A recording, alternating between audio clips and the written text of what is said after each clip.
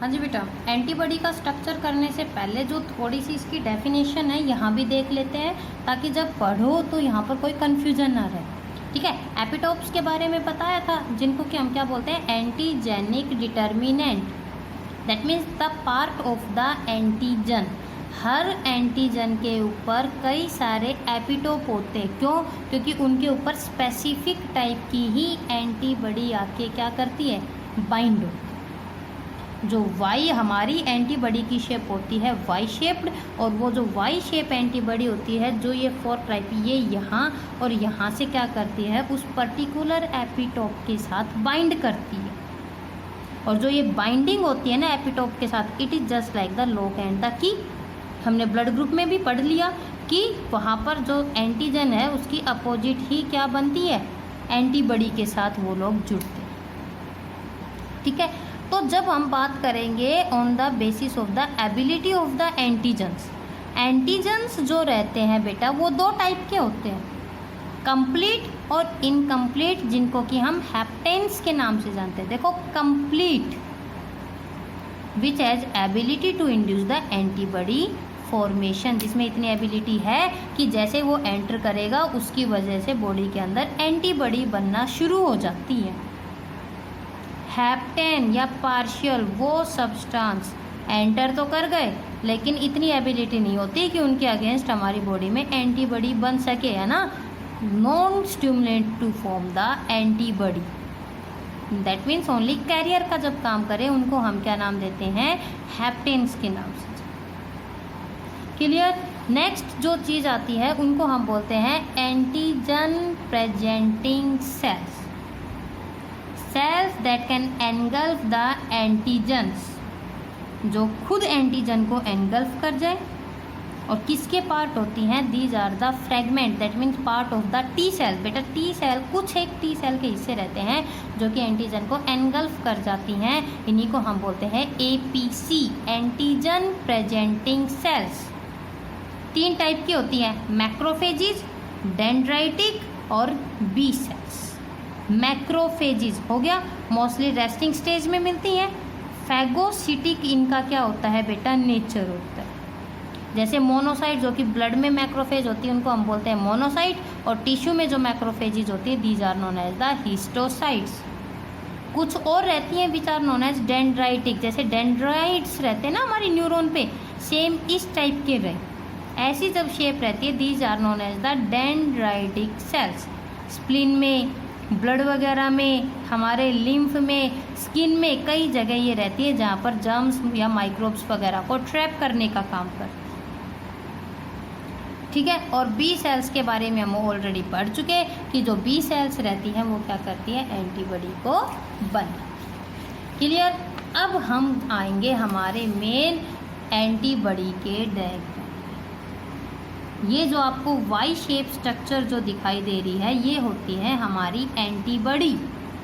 Antibody are the immunoglobulins. फिर से बोल रही हूँ कि जो एंटीबॉडीज रहती हैं उन्हीं को हम क्या नाम देते हैं बेटा, दीज आर इम्यूनोग्लोब्यूलिन्स। क्या बोलते हैं, एंटीबॉडी को हम इम्यूनोग्लोब्यूलिन्स बोलते हैं, जो कि कब बनती है, in response to the antigens. जितनी भी एंटीबॉडी है इम्यूनोग्लोब्यूलिन है, बट सारी इम्यूनोग्लोब्यूलिन एंटीबॉडी नहीं होती, इस चीज़ का याद रखना। ठीक है, जब हम एंटीबॉडी की लोकेशन और फॉर्मेशन की जब हम बात करते हैं तो ये फ्री रहती हैं, बी लिम्फोसाइट्स इनको बनाती हैं, और बी से वो फिर फर्दर किस में कन्वर्ट होती है, प्लाज्मा सेल्स। ठीक है, एंटीबॉडी जो रहती है they form the humoral immunity.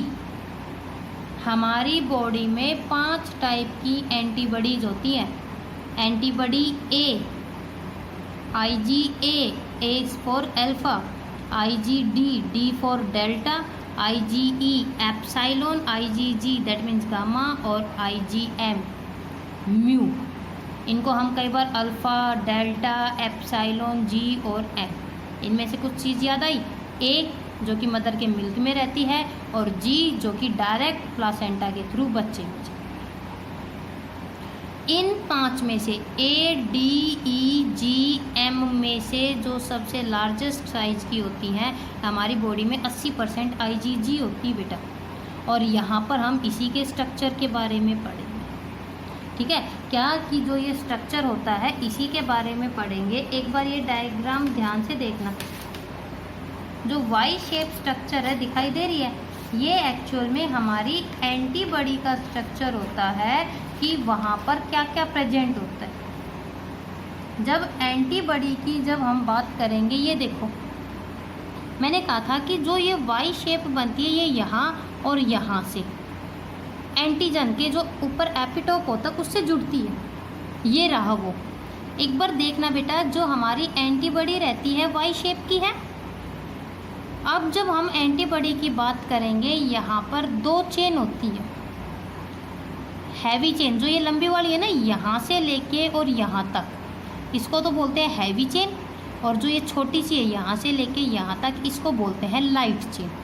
एक चीज़ क्लियर हो गई। अब दूसरी चीज़ सुनो, हैवी और लाइट चेन में आगे का हिस्सा देखना, ये इतना ब्लैक वाला और ये इतने वाला, जो यहाँ पर जो ये इनका आगे का हिस्सा रहता है इतना इतना, यहाँ से लेके यहाँ तक, ये होता है हैवी चेन का वेरिएबल रीजन और ये होता है लाइट चेन का वेरिएबल रीजन। ये ठीक है, ये इतना हिस्सा जो रहता है ये यहाँ से लेके यहाँ तक और इधर भी यहाँ से लेके यहाँ तक 2 चेन है, हैवी चेन और light chain. In heavy chain में 2 रीजन है, जो ये आगे वाले हिस्से होते हैं इनको हम बोलते हैं वेरिएबल रीजन, और जो ये पीछे वाला हिस्सा यहाँ से लेके ये जितना भी बच गया, इधर जो ये बच गया, इनको हम बोलते हैं बेटा कांस्टेंट। ऐसा क्यों? ये देखो, ये हैवी चेन का वेरिएबल रीजन है, ये लाइट चेन का, क्योंकि बेटा एंटीजन्स की शेप अलग अलग होती है। ये देखो, ये तो एंटीजन है, लेकिन वो अलग अलग शेप के कौन आते हैं, एपिटोप रहते हैं ना। तो मान लो कि अब जो एपिटोप है उसकी शेप ये है, ऐसी। इसका मतलब कौन सा हिस्सा, अब उसमें हमारी एंटीबॉडी में जो स्ट्रक्चर होनी चाहिए वो कैसे होनी चाहिए, ऐसी। लोकोर की, जो कि हमने एंजाइम में पढ़ी थी, तभी तो ये चीज़ इसके अंदर ये यहाँ पर आके फिक्स होएगा उस एंटीजन के साथ में। वेरिएबल यानी कि एपिटोप की क्या शेप है, उसके अकॉर्डिंग ये जो हिस्सा रहता है एंटीबॉडी का, ये क्या होता रहता है, चेंज होता रहता है। 2 सबसे मेन चीज़ें आप लोगों को समझ में आई। चलो जी, तो अब हम बात करते हैं हमारी एंटीबॉडी की सबसे पहली लाइट चेन के बारे में, ठीक है। जब ये लाइट चेन कौन सी है, जो ये छोटे वाला हिस्सा आपको दिखाई दे रहा है। जब हम लाइट चेन की बात करेंगे, each light chain is formed of 214 amino acid, यानी कि सिर्फ इस लाइट चेन में कितनी अमीनो एसिड होती हैं, 214 अमीनो एसिड है। हालांकि आपकी बुक में इतना नहीं लिख रखा, मैं बता रही हूँ क्योंकि कंपटीशन के पॉइंट ऑफ व्यू से इम्पोर्टेंट है। लाइट चेन में 214 अमीनो एसिड होती है, ठीक है। और जब हम लाइट चेन की बात करें, जो ये 5 टाइप की हमने 5 टाइप की एंटीबॉडी पढ़ी ना, उन्हीं 5 टाइप की, ठीक है बेटा, उन्हीं 5 टाइप की एंटीबॉडी में जो लाइट चेन होती है वो 2 टाइप की होती है। क्या बोला मैंने कि लाइट चेन में 214 अमीनो एसिड्स है और लाइट चेन 2 टाइप की होती है। कौन कौन सी?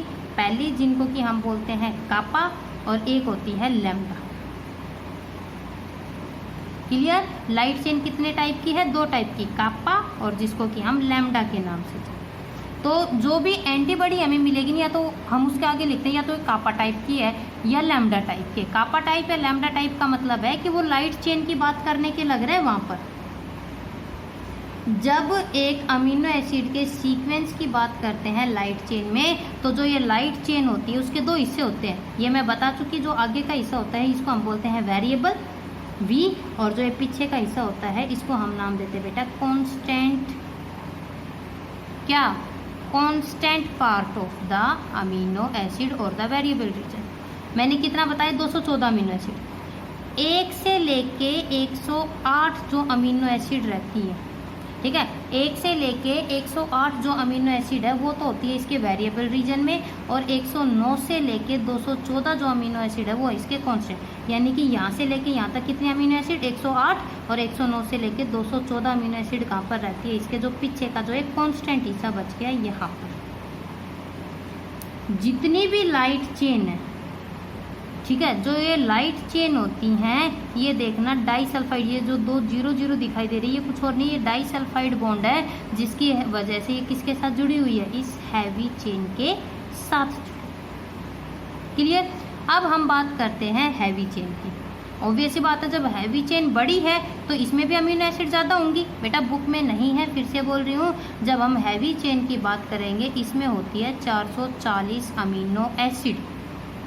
ठीक है, हैवी चेन में कितनी अमीनो एसिड होती है, 440। और इसमें भी वही है कि जो वेरिएबल रीजन है उसमें होती है लगभग 118 तक अमीनो एसिड, 1 से लेके 118। और जो इसका कांस्टेंट, जो ये आपको ब्लैक डार्क ना दिख के लाइट दिख रहा है, उसको बोलते हैं कांस्टेंट, उसमें 119 से लेके 440 अमीनो एसिड होते हैं। ठीक है, जब हम बात करते हैं इसके कांस्टेंट रीजन में ध्यान से देखना, 3 जगह डाइसल्फाइड बॉन्ड आपको दिखाई दे रहे हैं कि जो कांस्टेंट रीजन होता है इस हैवी चेन का, उसमें 3 डाइसल्फाइड की लूप है, 1 2 और जो ये नीचे बच गई 3। ठीक है, जिसकी वजह से ये यहाँ पर एक दूसरे के साथ क्या रहती है, जुड़ी हुई रहती है। इतनी चीज़ समझ में आ गई, अच्छे से क्लियर है ना कि ये कांस्टेंट रीजन क्या होता है, वेरिएबल रीजन क्या होता है। अब करवाती हूँ आपकी बुक में से, देखो कितना सिंपल सा दे रखा है, ये देखो हैवी चेन और लाइट चेन। कहता है कि एंटीबॉडी में 4 पेप्टाइड चेन है, 2 तो रहती है लाइट चेन जो छोटी छोटी थी और 2 होती है हैवी चेन, तो इसलिए हम एंटीबॉडी को लिखते हैं H2L2। अब आपके पास क्वेश्चन भी 1 नंबर में ही आता है, why we designed antibody H2L2, तो लिख दोगे डायरेक्ट, 2 हैवी चेन है 2 लाइट चेन है, इसलिए हम उसको क्या लिखते हैं, एज H2L2। ठीक है, और हैवी और जो लाइट चेन है वो बता चुकी मैं ऑलरेडी, या तो वो लैम्डा टाइप होती है या वो कैसी होती है, कापा टाइप। अब यहाँ पर 2 ही रीजन है, कौन कौन से, कांस्टेंट रीजन होता है दोनों में, और इसके अलावा कौन सा होता है बेटा, वेरिएबल रीजन। ठीक है, अब आ जाओ डाइसल्फाइड बॉन्ड और हिंग रीजन। हिंग रीजन कौन सा, जैसे ये आके ये थी ना, तो जो ये रीजन होता है ये, इसको बोलते हैं हिंग रीजन। एक डाइसल्फाइड बॉन्ड होता है जो कि लाइट चेन और है ना, यहाँ पर ये थी, ये शेप थी ऐसे, ये लाइट चेन, ये इनका वेरिएबल रीजन दोनों का, और बाकी जो बच गया वो कांस्टेंट। अब क्या कहता है, एक तो डाइसल्फाइड का बॉन्ड यहाँ था जो कि क्या करता है, हैवी चेन को और लाइट चेन को दोनों को एक दूसरे के साथ क्या करता है बेटा, जोड़ता है। और 2 डाइसल्फाइड बॉन्ड हमने यहाँ सिंगल सिंगल करके पढ़े, जो कि क्या करते हैं, इन दोनों हैवी चेन को जोड़ते हैं। और जो ये पॉइंट होता है ना, ये कि ये ऐसे वाई फोर्क टाइप जो बनती है, इस हिस्से को हम बोलते हैं हिंग रीजन, फ्लैक्सिबिलिटी जो देता है। क्लियर। और इस हिंगी रीजन की वजह से हमारी जो एंटीबॉडी होती है वो कैसी होती है बेटा, वाई शेप। अब सुनो, फ्रेगमेंट एंटीजन, यानी कि हमारी एंटीबॉडी के कौन से हिस्से पे एंटीजन बनता है, इस पे, और ये वाला क्या रहता है, फ्री। तो बेटा देखो, मान लो ये शेप है, ठीक है, तो ये जो रीजन होता है ना, ये ऊपर वाला, इसको तो बोलते हैं फैब रीजन, और जो ये नीचे वाला होता है इसको बोलते हैं एफसी रीजन। ये जो ये इतना जो हिस्सा होता है इसको बोलते हैं फैब, और जो ये इतना बच गए इसको हम बोलते हैं FC, fragment crystallizable region. Clear. Antibody का पूरा कई बार स्ट्रक्चर ये पूछा जाता है 5 नंबर में। 2 जो वाई शेप जो ये ऊपर वाले हिस्से होते हैं, these are known as fragment antigen binding. भाई एंटीजन का हिस्सा जुड़ता है ना उसके साथ आके, इसलिए हमने उसको बोला फैब रीजन। नीचे का हिस्सा वो रहता है फ्रेगमेंट क्रिस्टलाइजेबल, जैसे बंधेगा क्रिस्टल फॉर्म में आ जाता है, इसका बेचारे का कोई काम बचता ही नहीं है, तो इसलिए हमने उसको बोला एफसी रीजन। समझ गए ना कि क्यों बोला। तो कहता है कि हमारी जो एंटीबॉडी होती है वो वाई शेप की होती है, और वाई शेप इसको नाम मिला because of fragment crystallizable. Clear, structure समझ में आ गया। अब हम नेक्स्ट वीडियो में बात करेंगे हमारी 5 टाइप की एंटीबॉडी कहाँ बनती है, कहाँ रहती है, और उनका क्या क्या फंक्शन।